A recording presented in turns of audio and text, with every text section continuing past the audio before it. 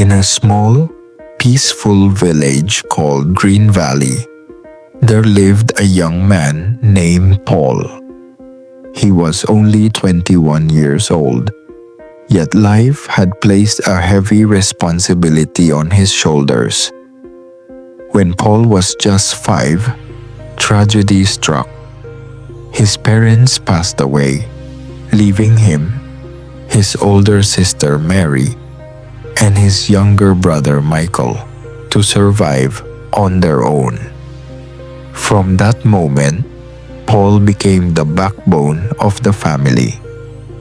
Every single day, before the first rays of sunlight touched the earth, Paul would rise quietly from his bed and walk to the village market.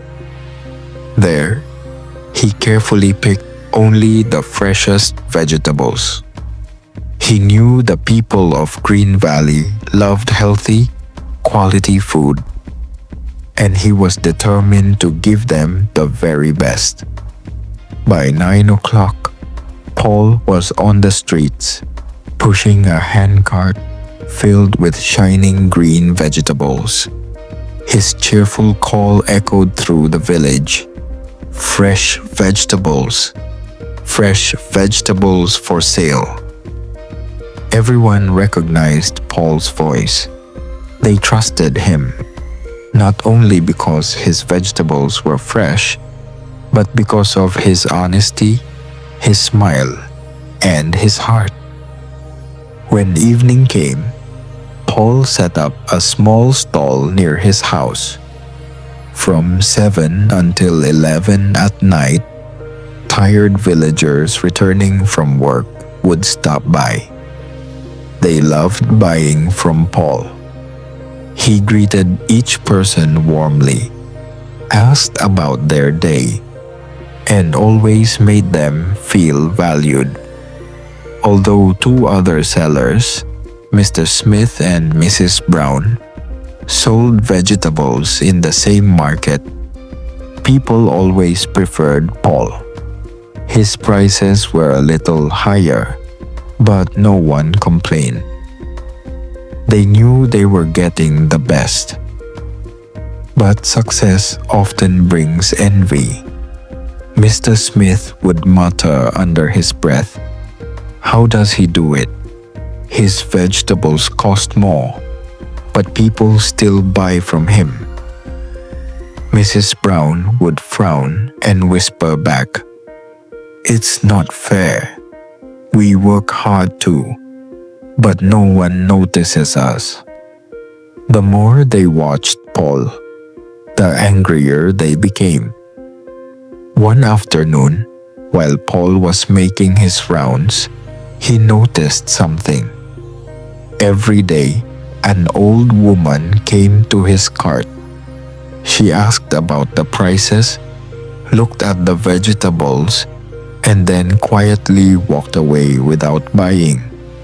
Paul had seen her many times. She lived alone in a tiny weathered cottage at the edge of the village.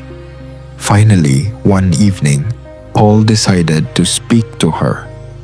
"Ma'am," he said gently, "I see you here often. You always ask about the vegetables, but you never buy. May I ask why?" The old woman looked at him with tired, sad eyes. "Your vegetables are the best in the village, son. But I am alone. I survive by begging, and I cannot afford them." Paul's heart ached. Without hesitation, he said, "From now on, please come to my stall every evening before I close. Whatever I have left, I'll give to you for free." The woman's eyes widened. "Oh no, child. I cannot take charity. I have a few coins saved from begging. I can pay something." But Paul shook his head firmly. "No, ma'am. Please accept them. I must sell fresh every day anyway, and it would help me if you took what's left. Her lips trembled. Slowly, she nodded. Thank you, son. May God bless you.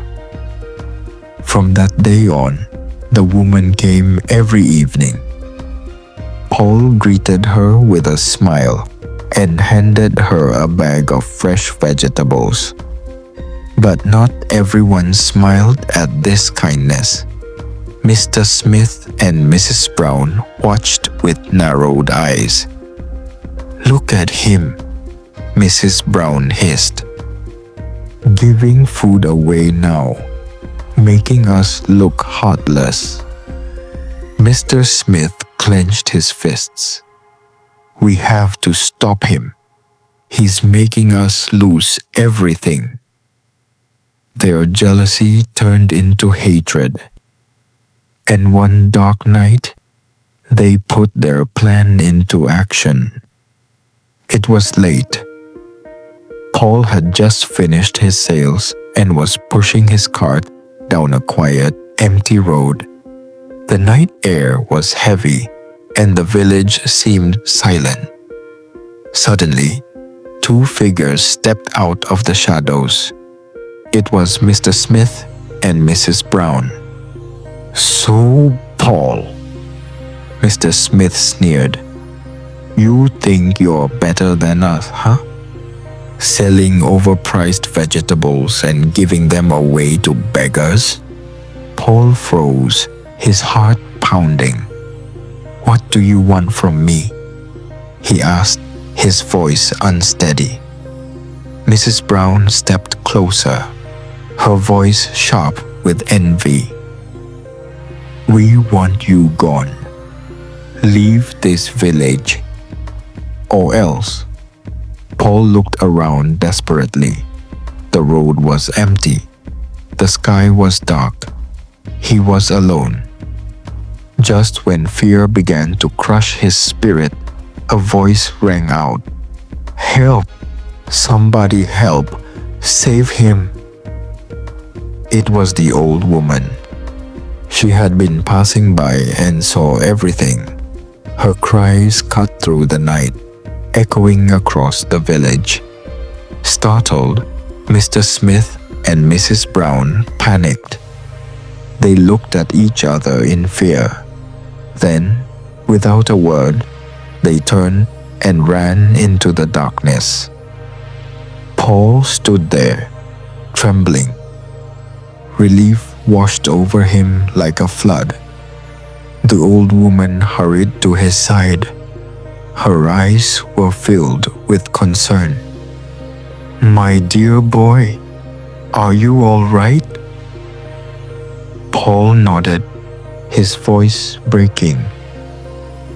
Thank you. You saved my life.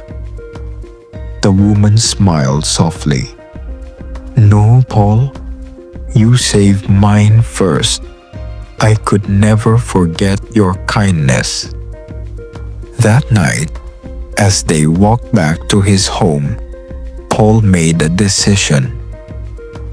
Ma'am, he said quietly, please don't go back to your lonely cottage. You've become like family to me. My sister, my brother, and I. We would be honored if you lived with us. The old woman gasped. Tears filled her eyes. Oh, Paul, I don't want to be a burden. You're not a burden, Paul said firmly. Please, come stay with us. And so, she agreed. When they arrived, Paul introduced her to his sister Mary and his brother Michael. This is Mrs. Johnson, he said proudly. She will live with us now. The children greeted her shyly, but soon their hearts opened. Mrs. Johnson became like a grandmother to them. Mary found comfort in her wisdom, and her gentle advice about marriage and homemaking. Michael loved her stories of the past, sitting wide-eyed as she shared lessons about kindness and courage. And for Paul, her presence lifted the heavy weight he had carried for so long. Evenings in their home became filled with warmth. Around the dinner table, they laughed, they shared stories, and for the first time since their parents' passing, they felt whole again. One golden afternoon, as the family sat together in the garden, Paul turned to Mrs. Johnson and said, "You've brought so much peace and joy to our home. I don't know how to thank you." Mrs. Johnson smiled, her eyes shining. "Oh, Paul, it is I who should thank you. I never thought I would have a family again. But you and your siblings, you have given me one." Paul's heart swelled with gratitude. In that moment, he understood a powerful truth. When you give kindness freely, it always comes back to you, even when you least expect it. And in the little village of Green Valley, a young man, his siblings, and an old woman discovered what it truly meant to be a family. Don't forget to subscribe to Many Memory channel for more story and beauty secrets.